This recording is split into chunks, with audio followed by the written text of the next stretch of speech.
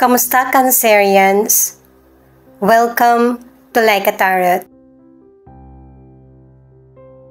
Alamin natin ang energy para sa mga Cancerians.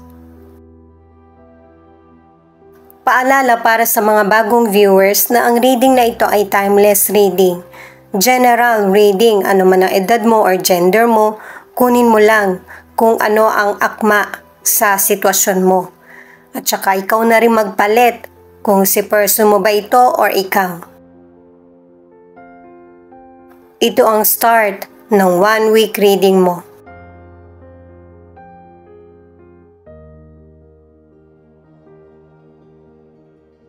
Eight of Cups, Nine of Swords, the Strength.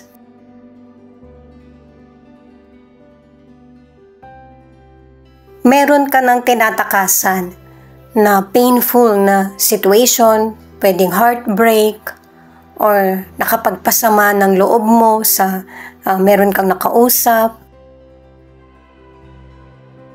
At saka sign din itong mga cards na palitan na yung mga maling habit. Magbigay ng sapat na oras para sa sarili at saka yung makapag-relax ka. Kasi posible na ang ilang Cancerian, hindi lang yung pang-emosyon ang problem or personal issues. Ang iba ay patungkol sa kalusugan. Pero itong mga nangyayari sa iyo ay malalagpasan mo kasi lalakas na yung loob mo. Hindi mo hahayaan na manatili ka sa ganitong sitwasyon. Yung kalungkutan or luha, yun yung pag-release ng negativity. Ang ilan sa career or negosyo, nakadalawang cards ka na hindi ka na nagiging masaya at saka stress ka sa trabaho mo or sa ginagawa mo at kahit sa paligid mo. At yung emosyon na ito ang nagtulak sa'yo na gumawa ka ng mabuting desisyon para sa ikasasaya mo. Ang ilang single, wala kasing closure. Yung naging relasyon mo dati, kaya nahihirapan kang makamove forward. Ganon din sa ilan na trauma ang naging dala ng dati mong relasyon. Pero merong person na magbibigay liwanag at maninindigan sa iyo. Itong card na ito ay kumukonekta sa Nine of Swords. Huwag mong hayaan na nasa isip mo yung mga negative na nakaraan or nangyayari ngayon. Kasi ito yung magpapatrap sa iyo na para hindi ka makausad sa buhay mo. Yung mga nangyayaring negative sa buhay mo, hindi naman kailangan magstay yan. Depende na lang. Kung pipiliin mo na mas isipin na magalit or magtampo sa kapwa mo. Huwag mong pahirapan yung sarili mo. Hindi mo deserve na malungkot. Para sa ilan na nasa relationship, bigla na lang nawala yung person mo. Or marami siyang inililihim sa iyo. At darating yung time na maglalakas loob ka na magdesisyon para sa sarili mong happiness or gusto. Knight of Cups, Four of Cups, the Hangman. Itong mga cards na ito ay positive na para sa iyo. Kasi nagkakaroon ka ng mga bagong kaalaman at saka nagiging inspirado ka na. May kalungkutan ka mang nararamdaman ay napapawi naman ito. Mas marami ka nang nakikitang pagkakataon na tingin mo maganda ang magiging hatid sa buhay mo. Hindi naman ibig sabihin ay pinatawad mo na yung mga taong nakasakit ng damdamin mo Pero mas pinipili mo kasi yung kapayapaan ng isip at puso mo. Kaya maraming kaalaman na dumarating or blessing. Ang ilan sa financial, gumagawa ka ng panibagong diskarte na para mapalago mo ito or mabudget mo ng tama. Pero ang advice ng mga cards, malaki man yung naging kita mo or maliit, huwag ka mag-focus sa financial. Magpatuloy ka lang sa career o kaya sa negosyo, pagpursigihan mo ito. Kasi kapag nag-focus ka sa money, sa liit or laki ng kita mo, magiging malungkot ka muli. Kaya iwasan mo na mag-focus sa money. Mas maigi na magpasalamat sa dumarating para mas marami pang dumating na magiging masaya ka. Ang ilang single, meron kang person na makakadate na marirealize mo na marami kang na-miss na opportunity na para maging masaya. Kaya nagkaroon ka ng bright idea na mas pipiliin mo yung mga person na nakakapagpasaya sa'yo o nagdadagdag positive sa buhay mo.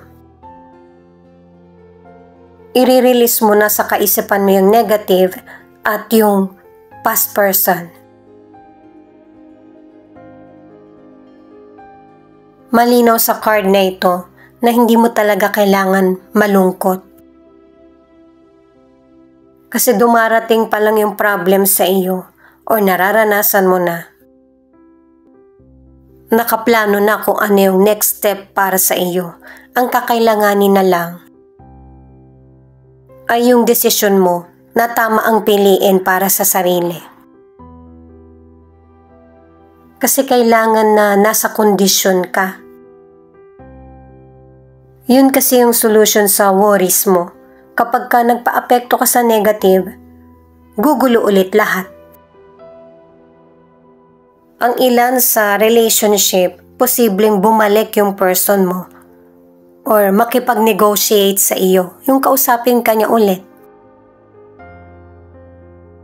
Dahil sa nagkaroon ng space sa relationship nyo, alam mo na ang gusto mo talagang relasyon ay hindi yung ilusyon lang. Na parang masaya kayo sa harap ng ibang tao, kaya didistansya ka sa person mo. Ang gusto mo yung totohanang relasyon na masaya talaga kayo. Alam man ng ibang tao or hindi. Ten of Cups, Ace of Cups, Ten of Pentacles in reverse. Itong cards mo ang nagsasabi na sa ayaw at gusto ng ibang tao, person mo or family, gusto mo munang punan yung sarili mong pangangailangan. Nagkakaroon ka na ng issue sa money at ganun din sa pakiramdam.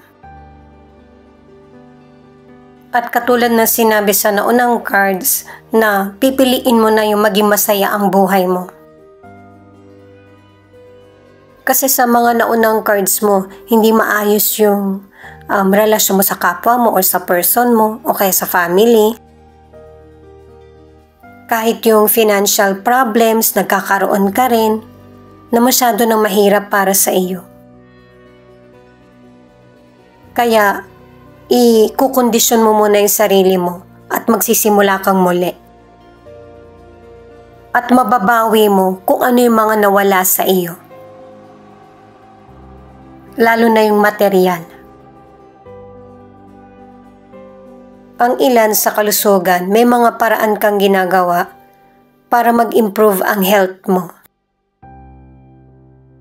Nakakatulong ito sa iyo kasi nag-i-increase yung energy mo. Kasi may ilang Cancerian na aware ka sa sakit ng pamilya nyo na namamana, kumbaga nasa dugo. May ilang single na iba yung mindset mo sa pakikipagrelasyon. Kasi ang isi-celebrate ng ilan ay yung pagkakaroon ng anak.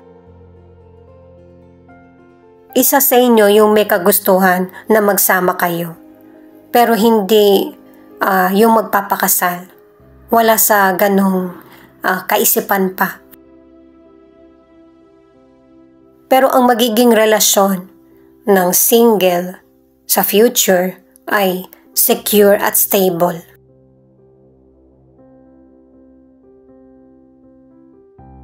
Pinapaunawa naman ng card na ito na mas matuto ka na makiramdam or mag-observe kesa sa humusga agad. Mas maigi na punahin mo yung mabuti para magkaroon ka ng bagong kaalaman at experience. Ang ilan sa inyo sa relationship, nagkaroon ng renewal ang relasyon niya ng person mo. Pinagbigyan mo siya kasi nga nakipag-negotiate sa iyo, nagkaroon kayo ng time na makapag-usap. Ito muna yung unahin natin, yung final card. Ace of Cups, ibig sabihin nito ay napuno mo na talaga yung sarili mo. Yung bang minahal mo, na maibabahagi mo na sa kapwa mo. Magkakaroon ka ng emotional fulfillment, new beginning, bagong relasyon. At saka dahil sa positive ang aura mo or ang dala mo sa buhay mo, ito rin yung darating sa iyo. Mga bagay na gusto mo or minamanifest. Kaya kahit yung judgment mo sa kapwa mo or sa mga ginagawa mo ay magiging tama. Kasi nababalanse mo yung judgment mo. At ang emosyon para sa ikakabuti mo, ikakabuti ng person mo or ng kapwa mo.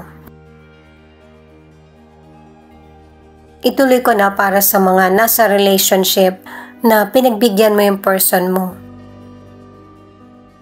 Kasi marami ka ring pagkakataon na ibinigay sa person mo. Ang ilan sa inyo hinintay mo pa siya. Pero ikaw na mismo yung nakaramdam na merong hindi tama. Kaya naiisip or nagkakaroon ng pagdududa kung magtatagal ba yung relasyon nyo ng person mo or panandalian lang. At base sa mga cards, alam na alam mo kung ano yung kasagutan. At sinabi na merong magandang plano ang universe para sa iyo. Meron kasi yung situation sa ilang Cancerian na hindi na gumagana. Hindi masama na piliin yung sarili. Ito yung feelings ng person mo na pwede rin ipakita kung ano yung feelings mo. Pwedeng ikaw ito or yung person mo na hindi talaga healthy yung relationship nyo. Hindi nakakabuti sa iyo at hindi rin nakakabuti sa mga taong nasa paligid mo. Yung pagiging obsessive ng person mo o yung pagmamanipula.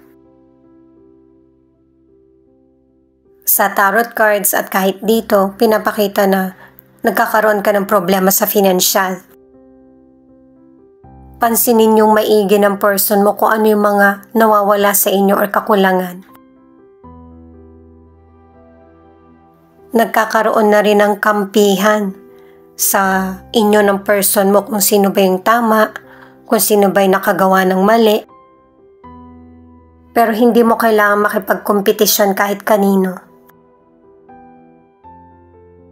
Para hindi ka makapagstay sa unhealthy na situation or person.